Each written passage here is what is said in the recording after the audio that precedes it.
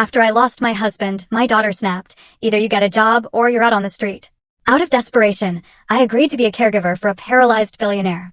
On my very first night, I froze at what I saw, and later, the greedy one came crawling back.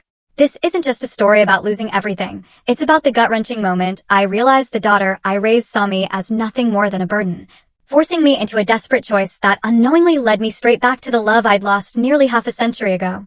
The funeral flowers were still wilting, a stark, painful reminder of Dante's fresh grave, when my daughter, Harlow, dropped her bombshell. I was in my kitchen where I'd cooked countless meals, celebrated birthdays, shared secrets, when she walked in with that look. You know the one, right? The look that screamed, "My mind's made up, and your feelings? Irrelevant." "Mom, we need to talk," she said, her designer purse clattering onto the counter with a sharp, jarring click. Harlow, at 42, had inherited her father's strong jawline, but none of his warmth, none of his kindness. This arrangement isn't working anymore. I was still in my black dress from the cemetery, the weight of saying goodbye to Dante after 45 years of marriage still crushing me. My hands trembled as I reached for the coffee pot. "What arrangement, honey?" Her voice was crisp, businesslike, cutting through my grief like a cold knife. "You, living here in my house. Daddy left everything to me, remember? And I can't afford to support you anymore." The coffee cup slipped, shattering against the tile floor. Brown liquid spread across the white ceramic pieces, mirroring the way my life felt like it was crumbling apart. "Harlow," I whispered, my voice thick with unshed tears, "it's only been 3 weeks since Daddy died." "I know," she replied, not even glancing at the mess. "But life goes on, Mom. I have my own family to think about. My own bills." I knelt, my 68-year-old knees protesting with every creak, to pick up the shards. "I have my Social Security. It's not much, but I can contribute. $800 a month?" Harlow scoffed, a humorless sound. "That doesn't even cover the utilities. Look, I've been thinking about this. I have a solution." I stopped, my heart pounding, and looked up at her. My daughter. The baby I'd rocked through countless sleepless nights. The little girl who used to crawl into my bed during thunderstorms. "What kind of solution?" "There's a job. Private nursing. The pay is excellent." She pulled out her phone, showing me a listing. "This man needs round-the-clock care. You were a nurse before you married Daddy. It's perfect." My stomach dropped. "Harlow, I haven't worked as a nurse in over 40 years. Medicine has changed. I wouldn't even know how to." "It's not medical nursing, Mom. It's more like companionship, helping with daily activities. You can do that." She was already scrolling, decisive. "I already contacted them. You have an interview tomorrow."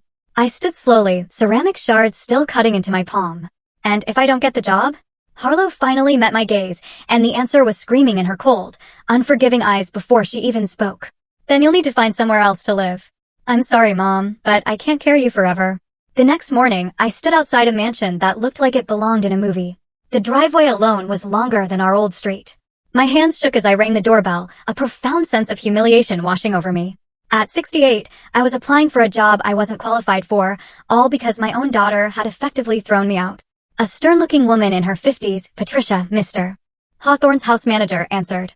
"Mrs. Thompson, please come in." The interior was even more intimidating. Marble floors, crystal chandeliers, artwork that probably cost more than Dante and I had made in our entire lives. "Mr. Hawthorne requires assistance with most daily activities," Patricia explained as we walked through halls lined with portraits of people who'd clearly never known a day of financial worry. "He's paralyzed from the waist down following an accident 5 years ago. The position includes room and board, plus a very generous salary." We stopped outside a set of double doors. "Before we go in, I should warn you. Mr. Hawthorne can be difficult. He's had 17 caregivers in the past 2 years." My heart sank. 17 caregivers? What had I gotten myself into? Patricia opened the doors, revealing a massive library with floor-to-ceiling windows overlooking manicured gardens. And there, in a wheelchair by the window, sat a man with silver hair and strong features that must have been devastatingly handsome when he was younger. "Mr. Hawthorne, this is Hilda Thompson, the candidate we discussed." He turned his wheelchair toward us, and I felt the strangest sensation wash over me. His eyes were blue, that deep, unforgettable blue you only see in old photographs. When his gaze met mine, something flickered across his face. Recognition? Confusion? I couldn't tell. "Mrs. Thompson," his voice was deep, cultured, with a hint of something I couldn't quite place. "Please sit down." I lowered myself into the chair across from him, trying to ignore my heart, which had started beating faster than a hummingbird's wings. There was something about his face, the way he looked at me, that made my chest tighten with an emotion I couldn't name. "Patricia tells me you were a nurse," he said, his eyes never leaving my face, but many years ago. He seemed to be studying me, searching for something. Yes, sir. Many years ago, before I married, my voice came out steadier than I felt. And your husband recently passed away. I'm sorry for your loss. It wasn't a question. Thank you. I glanced down at my hands, still wearing Dante's ring. It's been difficult. When I looked up again, Terrence Hawthorne was still staring, that intense, almost desperate expression on his face. Have we met before, Mrs. Thompson? There's something about you that seems familiar. My blood ran cold. I forced a polite smile. I don't think so, Mr. Hawthorne. I'm sure I would remember. But even as I said it, alarm bells were ringing in my head because, God help me, there was something familiar about him, too. The shape of his mouth, the way he tilted his head when he spoke. Something that made my hands tremble and my breath catch. Perhaps not, he murmured, but he didn't look convinced. Tell me, Mrs. Thompson, why do you want this position? The honest answer? I was desperate. My daughter had thrown me out, and I had nowhere else to go. At 68, I was too old, too tired to start over, but I had no choice. Instead, I said, I believe in taking care of people. I always have. Something in his expression softened. And you're not afraid of challenging situations? I thought about Harlow's cold eyes, about cleaning up my broken coffee cup while my daughter watched, about sleeping in the guest room of my own home, because Harlow had already moved into the master bedroom. No, sir. I'm not afraid. Terrence nodded slowly. Patricia, would you give us a moment alone? After Patricia left, closing the doors behind her, Terrence wheeled his chair closer. Mrs. Thompson, I'm going to be frank with you. I am not an easy man to work for. I'm demanding, particular, and I don't suffer fools gladly. But if you take this position, you'll be treated with respect and paid well. Very well. He named a salary that made my head spin. More money than Dante had made in his best year. However, he continued, I need someone I can trust. Someone who won't gossip about my personal affairs or treat me like an invalid. Can you be that person? I looked into those blue eyes and felt that strange flutter of recognition again. Yes, Mr. Hawthorne. I can. Good. He extended his hand to shake mine, and when our fingers touched, I felt a jolt of electricity that had nothing to do with static. Welcome to my home, Hilda. The way he said my name, soft and almost reverent, made my heart skip. I pulled my hand back quickly, telling myself I was imagining things. I was a widow, for God's sake, a grandmother. I had no business feeling anything for this man. But as Patricia showed me to my quarters later that evening, I couldn't shake the feeling that my life had just taken a turn I wasn't prepared for. And the way Terrence Hawthorne looked at me, like he was seeing a ghost from his past, made me wonder if I was about to discover something I'd spent 48 years trying to forget. My first week at the Hawthorne mansion felt like living in a beautiful prison. The room Patricia assigned me was larger than my entire apartment with Dante, with its own sitting area and a bathroom that sparkled like a luxury hotel. But every morning when I woke, I felt the crushing weight of my new reality. At 68, I was essentially a live-in servant. Terrence was exactly as Patricia had warned, demanding, particular, and with a sharp tongue. He wanted his morning coffee at exactly 7:15, not 7:20. His newspapers had to be arranged in a specific order. His medication schedule was rigid. And God help me if I was even a minute late. But there were moments, quiet moments between his commands and criticisms, when I would catch him watching me with that same intense expression from our first meeting. As if he was trying to solve a puzzle that had been bothering him for years. Hilda, he said on Thursday morning as I arranged his breakfast tray. That's an unusual name. Family name. I paused, cutting his grapefruit. My grandmother's name. She was German. German, he repeated thoughtfully. And where did you grow up? Here and there. I kept my voice neutral, but my hands had started to shake slightly. My father moved around a lot for work. It wasn't entirely a lie. We had moved frequently, though not for work, more like running from creditors and my father's gambling debts. Some memories were better left buried. That afternoon, while Terrence napped, I finally unpacked the 3 boxes Harlow had grudgingly allowed me to take from the house. Most of it was practical items, clothes, a few books, my jewelry box. But at the bottom of the last box, wrapped in tissue paper, was something I'd almost forgotten I still had, my old photo albums. I'd packed them without thinking, probably because they were on my nightstand after I'd been looking through them during those first lonely nights after Dante's funeral. Now, sitting in the elegant chair by my bedroom window, I unwrapped them with trembling fingers. The first album was from my marriage to Dante. Our wedding photos, pictures of baby Harlow, family vacations. A lifetime of careful, respectable memories. I set it aside and reached for the older one, the one I rarely looked at anymore. The cover was faded blue leather, cracked at the corners. Inside were photographs from my life before Dante, before marriage and motherhood, before the careful, controlled existence I'd built for myself. The first few pages were innocent enough. High school graduation, my nursing school friends, my parents looking young and hopeful. But as I turned the pages, my breath started coming faster. There, on page 12, was a photograph that made the world tilt sideways. I was 20 years old in the picture, wearing a yellow sundress I'd sewn myself. My hair was long and dark, pulled back with a ribbon. I was laughing, my head thrown back with pure joy. And standing beside me, his arm around my waist, his face lit up with the kind of smile that could melt hearts, was a young man with dark hair and devastating blue eyes. Terry Hawthorne. My hand shook so violently I nearly dropped the album. Terry, not Terrence. Terry, who had loved jazz music and chocolate ice cream, and the way I looked in that yellow dress. Terry, who had promised to marry me as soon as he made his fortune. Terry, who had kissed me goodbye on a train platform 48 years ago and never came back. I stared at the photograph until my eyes burned, trying to reconcile the young man in the picture with the silver-haired man in the wheelchair downstairs. The features were the same, those aristocratic cheekbones, the strong jaw, the eyes that seemed to see straight through your soul. But Terry had been warm, passionate, full of dreams and wild plans for our future. This Terrence Hawthorne was cold, controlled, bitter. What had happened to transform one into the other? I turned the page with shaking fingers and found more pictures. Terry and me at the county fair, sharing cotton candy. Terry teaching me to dance in my tiny apartment while my elderly neighbor banged on the ceiling. Terry and me sitting by the lake, my head on his shoulder, both of us looking like we believed love could conquer anything. The last picture in the series was taken the morning he left. We were standing on the train platform, his suitcase at his feet. I was crying. I remembered that day with painful clarity now. And he was cupping my face in his hands, promising me he'd be back within 2 years, rich enough to give me everything I deserved. I'm going to make something of myself, Hilda, he'd said, his voice thick with emotion. I'm going to build an empire, and then I'm coming back for you. Will you wait for me? And I had promised I would. God help me, I had meant it. But 2 years stretched into 3, then 4. His letters became sporadic, then stopped altogether. I'd heard rumors that he'd made it big in real estate, but by then I'd met Dante, sweet, steady Dante, who loved me without conditions, who didn't need to conquer the world to prove his worth. I'd married Dante 6 months before Terry, or rather, Terrence, had finally sent word that he was coming home. The letter was still there, tucked behind the last photograph. I pulled it out with trembling fingers. Though I knew every word by heart. My dearest Hilda, it began in his bold handwriting. Asterisk, I've done it. Everything I promised you and more.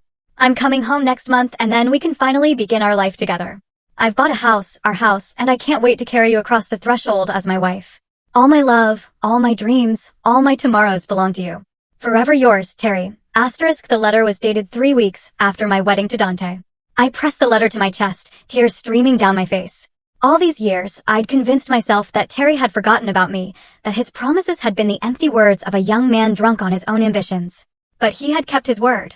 He had come back for me. I just already belonged to someone else. A soft knock on my door made me jump. I quickly shoved the album and letter under a pillow and wiped my eyes. Come in. Patricia entered, a concerned expression on her face. Mrs. Thompson, Mr. Hawthorne is asking for you. He seems agitated. I smoothed my hair and followed Patricia downstairs, my heart hammering against my ribs. Could he have remembered? Was that why he'd been watching me so intently? I found Terrence in his study, staring out the window at the gardens. When he heard my footsteps, he turned his wheelchair around, and I saw something different in his expression. Not the cold control I'd grown accustomed to, but something raw, more vulnerable. Hilda, he said quietly. I need to ask you something, and I need you to tell me the truth. I clasped my hands in front of me to hide their trembling. Of course, Mr. Hawthorne. Have you ever been to Millbrook? It's a small town about 2 hours north of here. My breath caught. Millbrook was where I'd grown up, where I'd met Terry, where I'd fallen in love for the first time. I'm not sure, I lied, but my voice betrayed me. Terrence studied my face with those piercing blue eyes. There was a diner there, Murphy's, I think it was called, and a little lake where young people used to go on Sunday afternoons. I felt the color drain from my face. Murphy's Diner, where Terry had bought me cherry coke and told me jokes that made me laugh until my sides hurt. The lake where he'd first kissed me under a canopy of stars. Mr. Hawthorne, I think perhaps you're confusing me with someone else. But even as I said it, I could see in his eyes that he wasn't confused at all. The mask of cold control was slipping, revealing the man I'd once loved with every fiber of my being. Perhaps, he said softly, but his gaze never left my face. Perhaps I am. As I turned to leave, I heard him whisper something that made my knees nearly buckle. Yellow dress. You always looked beautiful in yellow. I didn't sleep that night.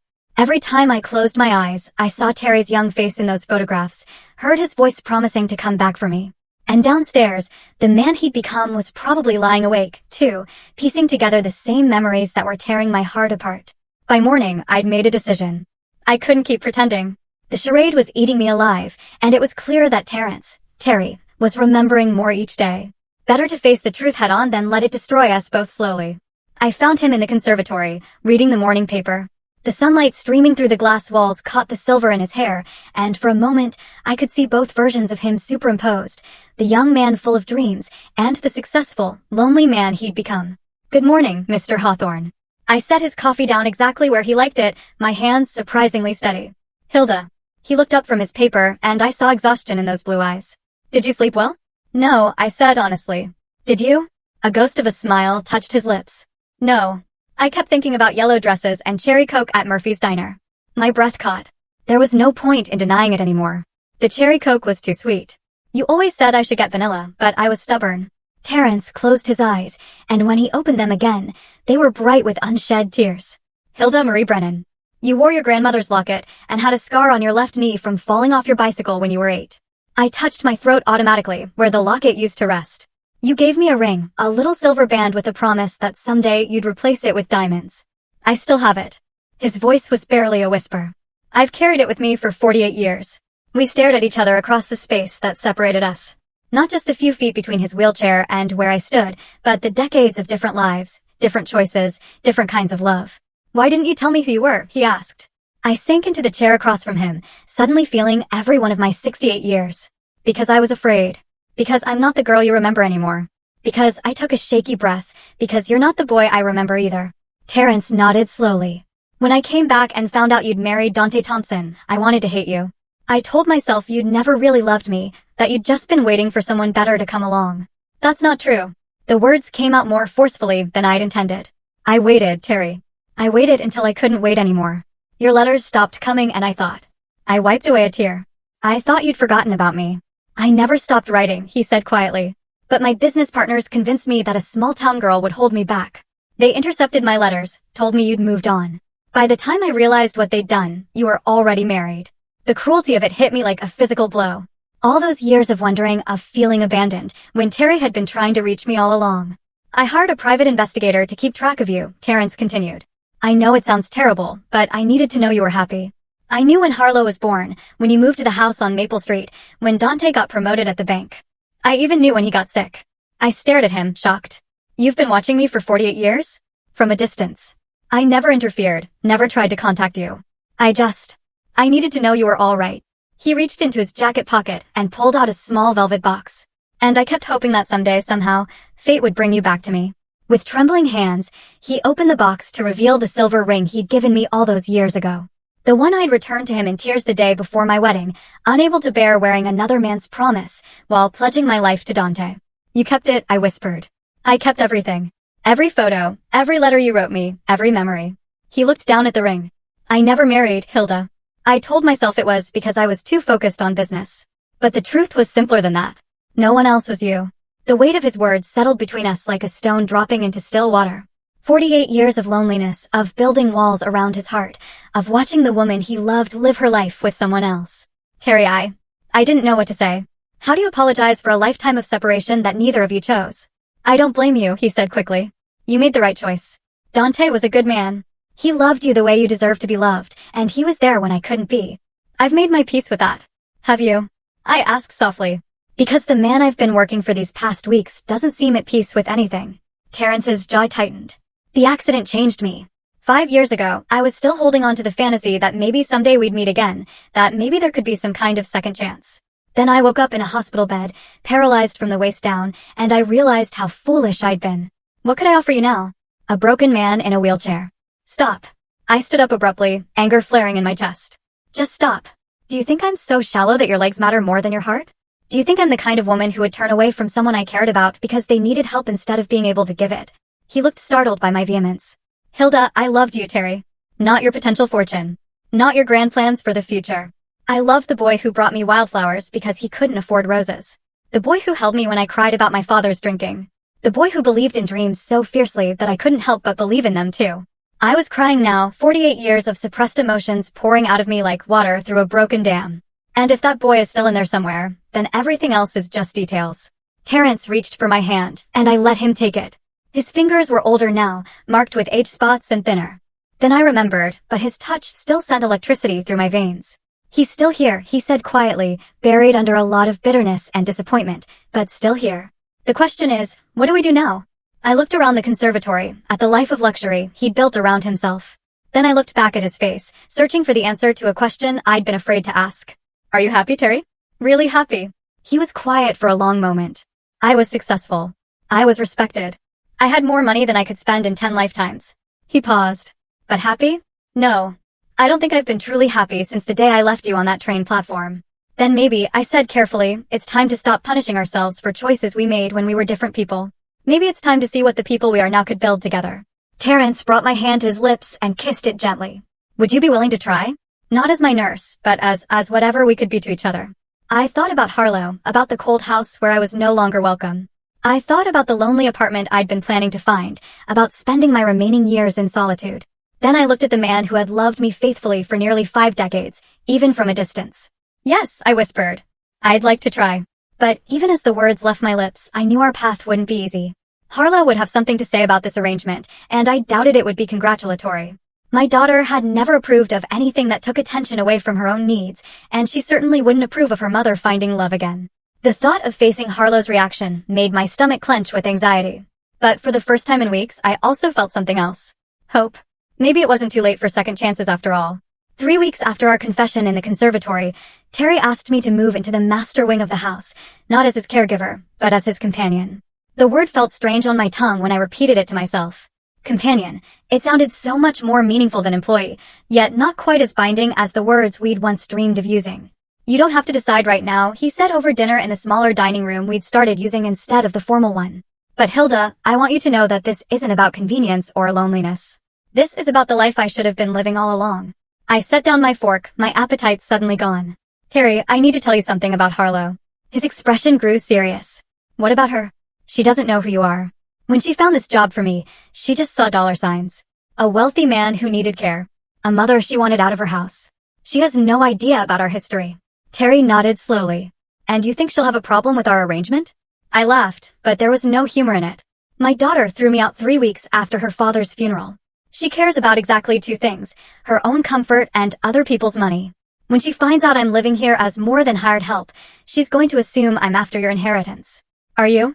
Terry asked quietly. I looked at him in shock. How can you even ask that? Because 48 years is a long time, Hilda. People change. And my wealth, he gestured around the elegant dining room, it has a way of changing how people see me. I stood up abruptly, hurt flashing through me like a knife blade. If that's what you think of me, then maybe this was a mistake. Sit down. His voice was gentle but firm. Please. I had to ask. I've been burned before by people who claimed to love me but were really in love with my bank account. I needed to hear you say it. I remained standing, my arms crossed. Say what? That you don't want my money? That you're here because of who I am, not what I have. I shouldn't have to say it. You should know it. Terry reached for my hand, but I pulled away. You're right. I should, and deep down I do. But Hilda, you have to understand. When you have this much money, you start to question everyone's motives, even the people you love most. I felt my anger deflate slightly. Is that really how you've lived all these years? Not trusting anyone? Pretty much. He looked down at his hands. It's a lonely way to live, but it seemed safer than being hurt again. I sat back down, studying his face, the lines around his eyes, the way his mouth turned down at the corners. This was what success without love had done to him, turned him into a suspicious, isolated man who questioned even the purest emotions. For the record, I said quietly, I don't want your money. I want you to leave every penny to charity if it makes you happy. I have my social security and a small pension from the hospital where I worked before Harlow was born.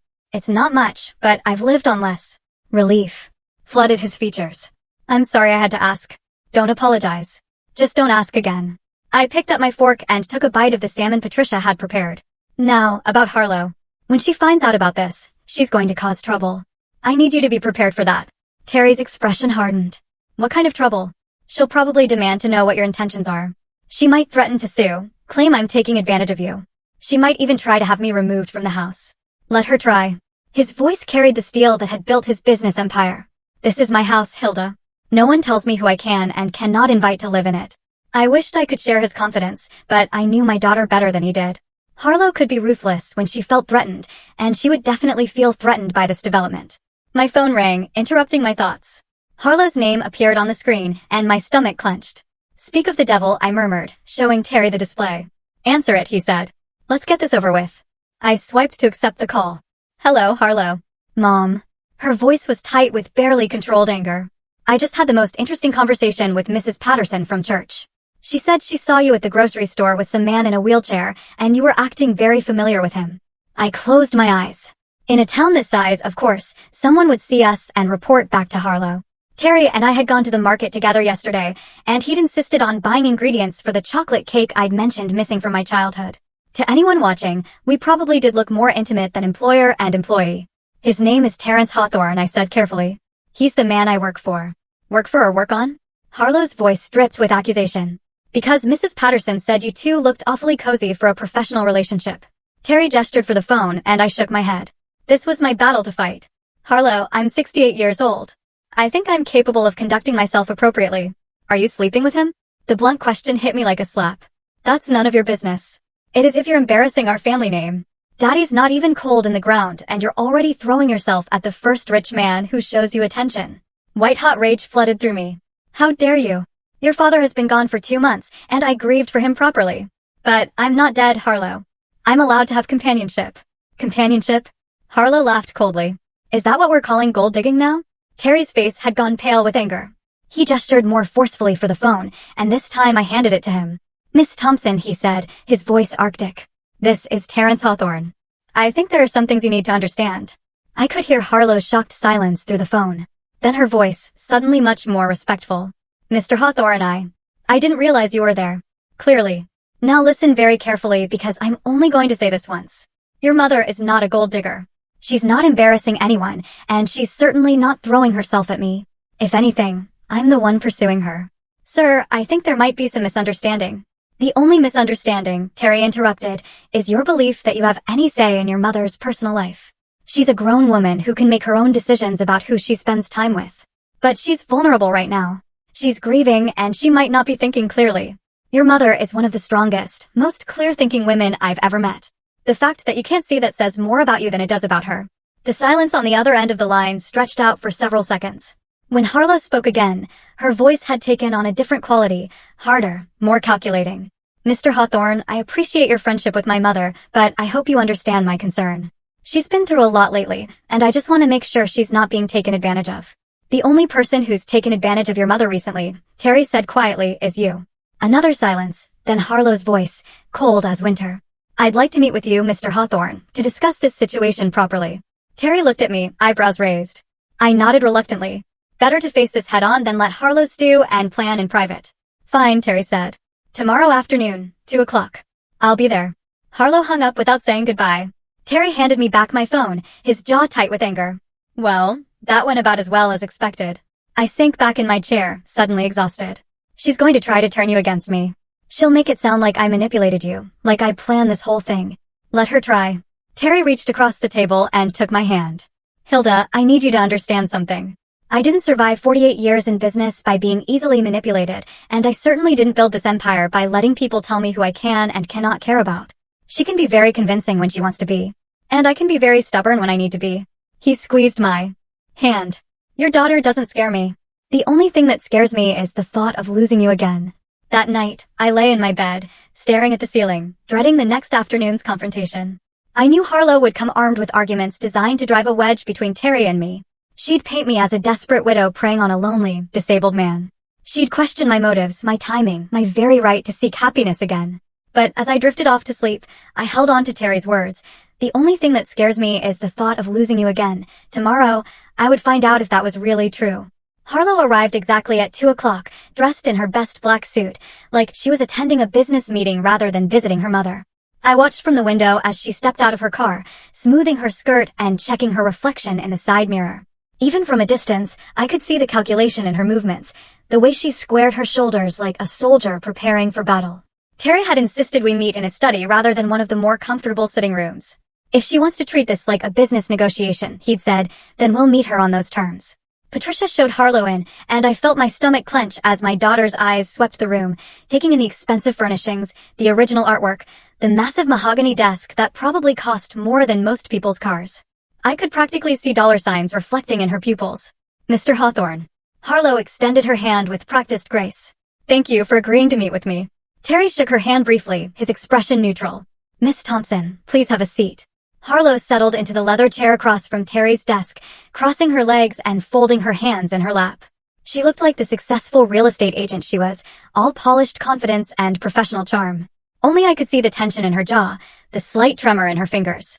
I hope you understand that I'm only here out of concern for my mother, she began, her voice warm with false sincerity. She's been through so much lately, and I'm worried that she might be making decisions based on emotion rather than logic. And what decisions would those be? Terry asked mildly. Harlow glanced at me, then back at Terry. Well, this living arrangement, for one. It's highly unusual for a caregiver to move into the employer's personal quarters. It raises questions about the nature of your relationship. What kind of questions? Terry's voice remained calm, but I could hear the steel underneath. Questions about boundaries, about appropriate professional conduct. Harlow leaned forward slightly. Mr. Hawthorne, I'm sure you're a lovely man, but my mother is vulnerable right now. She's grieving. She's financially insecure, and she might be confusing gratitude with other feelings. I felt heat rise in my cheeks. Harlow, that's enough. It's all right, Hilda. Terry never took his eyes off my daughter. I'd like to hear what Miss Thompson has to say.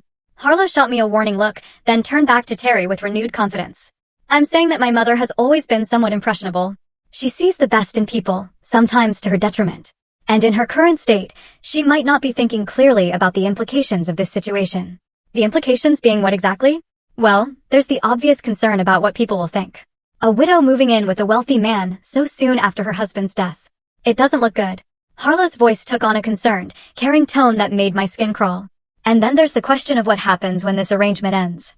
Will my mother be left with nothing again? Will she have to start over once more?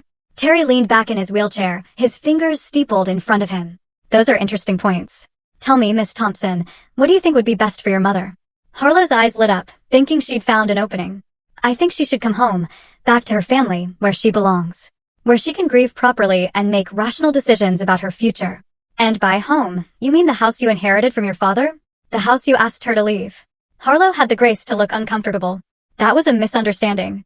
I was emotional, dealing with my own grief. Of course, my mother is always welcome in my home.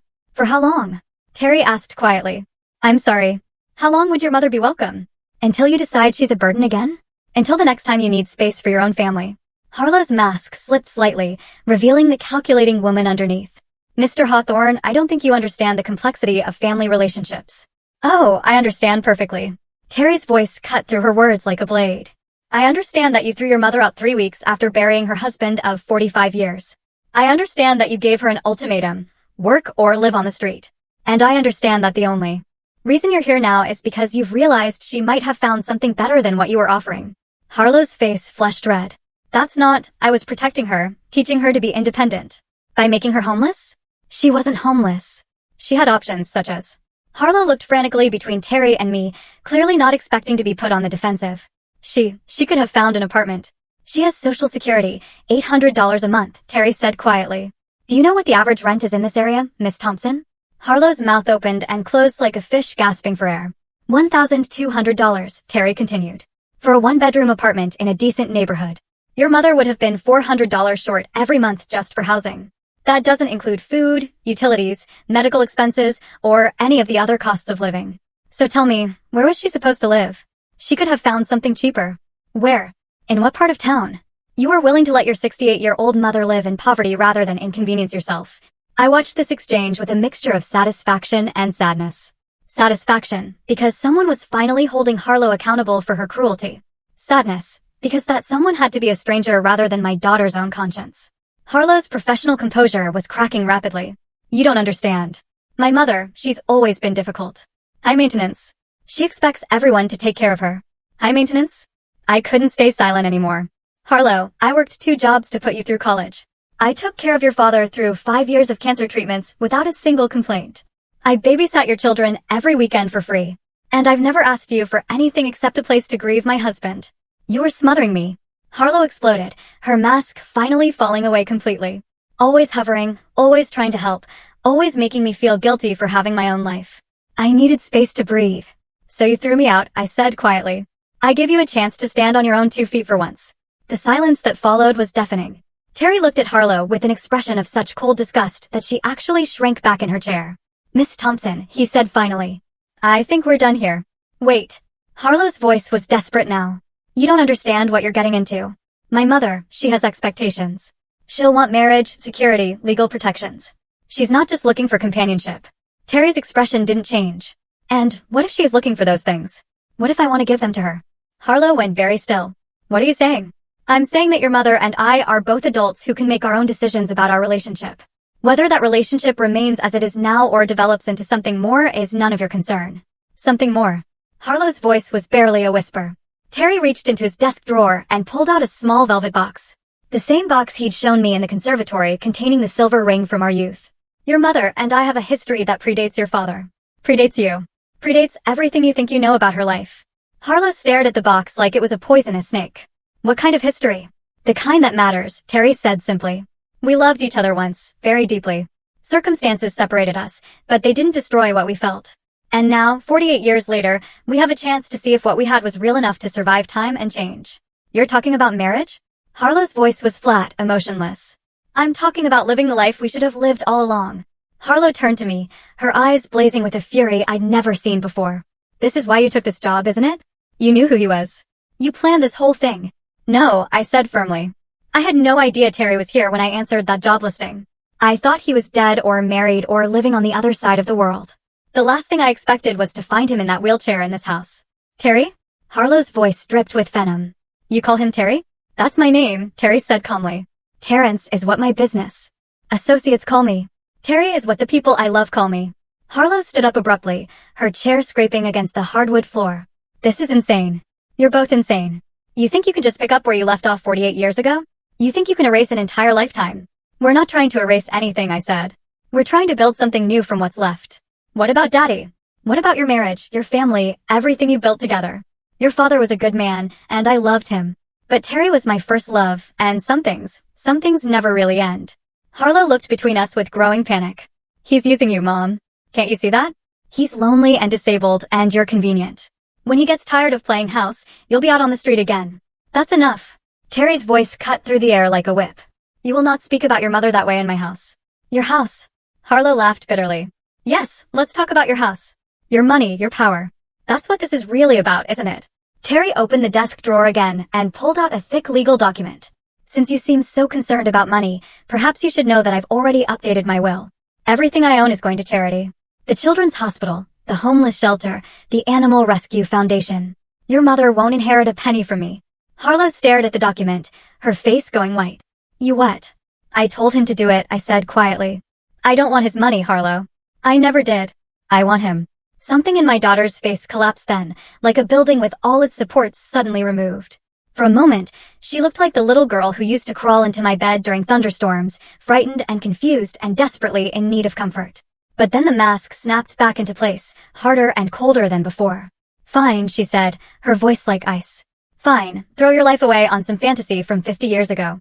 But don't come crying to me when it all falls apart. She turned and walked toward the door, then paused with her hand on the handle. And don't expect me to be here to pick up the pieces when he's done with you. The door slammed behind her with enough force to rattle the windows. Terry and I sat in silence for several minutes, listening to the sound of Harlow's car starting and driving away. Finally, Terry reached across the desk and took my hand. Are you all right? I thought about the question, testing my emotions like prodding a sore tooth. Was I all right?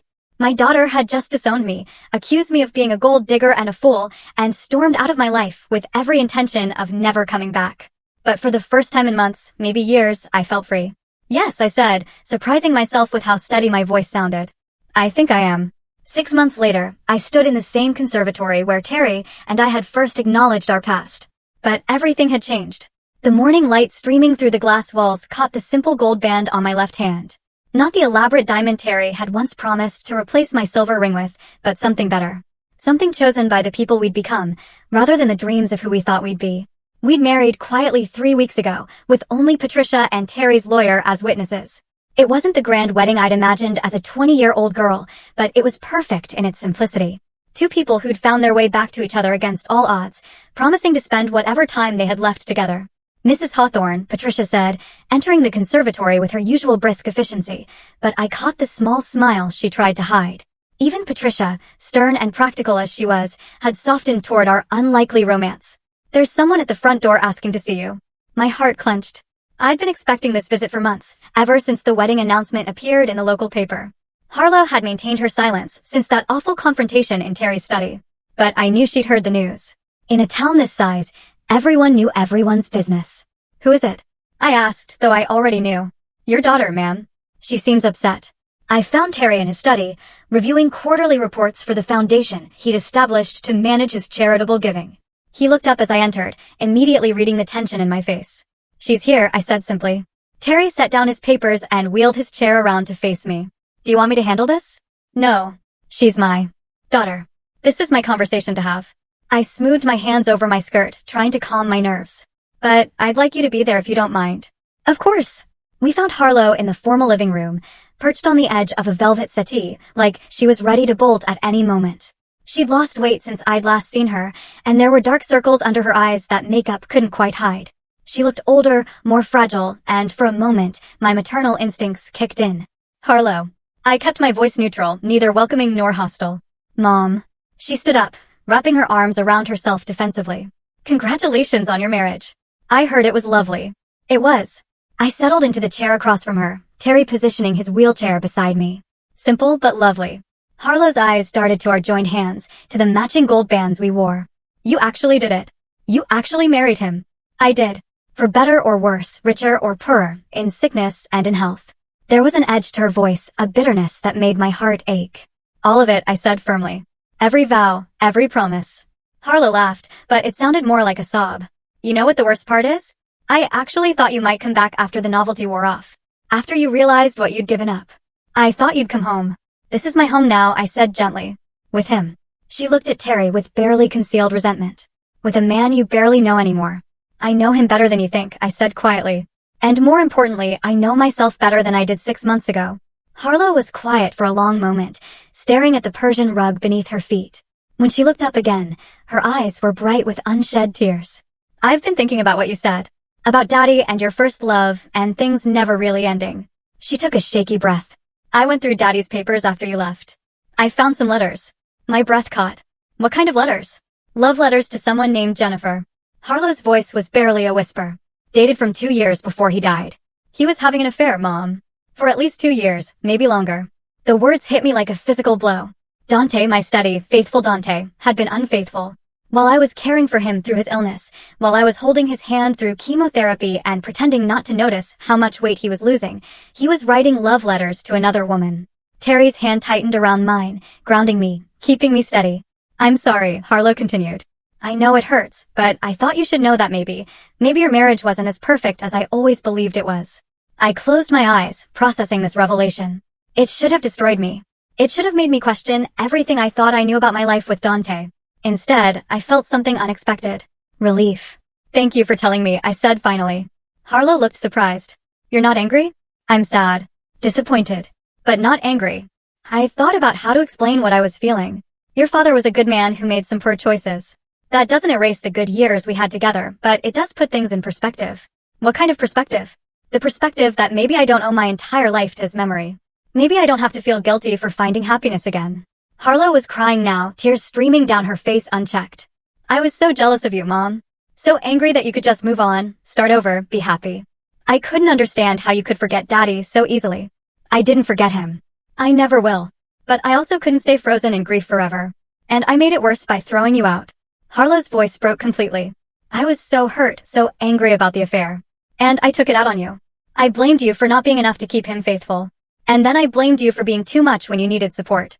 The pieces of my daughter's behavior finally clicked into place. The sudden coldness after Dante's funeral, the cruel ultimatum, the desperate need to control my life. Harlow hadn't been protecting herself from my grief. She'd been drowning in her own anger and disappointment. "Oh, sweetheart." I stood up and moved to sit beside her on the settee. "You should have told me." "How could I? How could I tell you that your perfect husband was a cheater? That everything you believed about your marriage was a lie?" "It wasn't all a lie," I said gently. "The early years were real. The love was real, even if it changed over time. And you were real. The best thing that came out of that marriage." Harlow leaned against me, And for the first time in months, she felt like my daughter again instead of a stranger wearing a familiar face. "I've been so awful to you," she whispered. "You've been hurting. There's a difference. Can you forgive me?" I looked across the room at Terry, who was watching us with quiet understanding. He nodded slightly, encouraging me to follow my heart. "I forgive you," I said. "But things can't go back to the way they were. I'm not the same person I was 6 months ago. And neither are you." Harlow pulled back to look at me. "What does that mean?" "It means that if you want to be part of my life, you need to accept my choices, all of them. You need to respect my marriage, my husband, and my right to be happy. And if I can't, then we'll love each other from a distance. I won't let anyone, not even you, make me feel ashamed of the life I'm building." Harlow was quiet for a long time, considering my words. Finally, she turned to Terry. "I owe you an apology too," she said. "I said terrible things about you, about your relationship with Mom. I was wrong." Terry inclined his head graciously. "Grief makes us all say things we don't mean. Do you really love her?" "With everything I have," Terry said without hesitation. "I've loved her for 48 years. Finding her again is the greatest gift I've ever received." Harlow looked between us, taking in the way Terry's eyes softened when he looked at me, the way my hand automatically sought his whenever I was nervous or excited. Slowly, something in her expression shifted. "I can see it," she said wonderingly. "The way you look at each other. It's like you're the only two people in the world." "Sometimes it feels that way," I admitted. Harlow was quiet again, then asked, "Are you happy, Mom?" "Really? Truly happy?" I thought about the question, about the life I'd built in this house with this man. The quiet mornings we spent reading together in the conservatory. The way Terry still brought me wildflowers from the garden because he remembered they were my favorite. The contentment I felt falling asleep beside him each night, knowing that whatever time we had left, we were spending it together. "Yes," I said. "I'm happy." Harlow nodded slowly, then stood up. "Then I guess I need to learn to be happy for you. Does that mean?" "It means I want to try. I want to be part of your life if you'll let me. I want to get to know Terry as your husband instead of your employer. And I want to make up for the months I wasted being angry and jealous and cruel." I stood and hugged her. Really hugged her for the first time since Dante's funeral. "I'd like that very much." As Harlow pulled back, she glanced around the elegant living room, then back at me. "This is really your home now." "It is. And you're really Mrs. Hawthorne." "I am." She smiled then, the first genuine smile I'd seen from her in over a year. "It's going to take some getting used to, but Mom, yes, you deserve this. You deserve to be loved and cherished and spoiled a little bit. I'm sorry it took me so long to see that." After Harlow left, promising to call soon and asking if she could bring her children to meet their new step-grandfather, Terry and I sat together in the garden, watching the sunset paint the sky in shades of gold and rose. "Do you think she means it?" I asked, about wanting to rebuild our relationship. "I think she's her mother's daughter," Terry said. "Which means she's stronger and more forgiving than she gives herself credit for." I leaned back in my chair, feeling the last of the tension leave my shoulders. For the first time in years, all the pieces of my life seemed to be falling into place. "Terry," I murmured, "thank you for fighting for us, for not giving up when things got complicated." He brought my hand to his lips and kissed it softly. "Thank you for taking a chance on an old love with an older man. For seeing past the wheelchair and the walls I'd built around my heart. We're quite a pair, aren't we? Two people in their 70s starting over like teenagers. The best kind of pair," Terry said.